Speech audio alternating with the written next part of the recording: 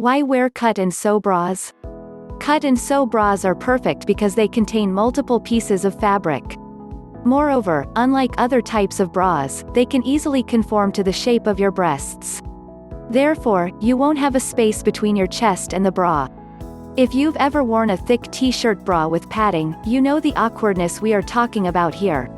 What's more, it's made using fabric, not foam. You will find it easy to get options when there's no additional bulk to the breasts. How to identify cut and sew bras? How can you know whether a bra is a cut and sew option? The bra's cups should be made of fabric strips that have been cut and sewn jointly. You can get a cut and sew bra with only one seam, 2 fabric strips in each cup. However, there are others that have up to 3 seams. After I got my proper measurements from a professional bra fitter, I bought a Freya Rio bra, which is a perfect example of a cut and sew bra. For maximum support, go for the cut and sew bra with a T-shape seam. The seam should lay horizontally across the middle of the cup to meet the vertical seam, which splits the cup's underside into 2. Check video description to get more details. Share this video with your friends.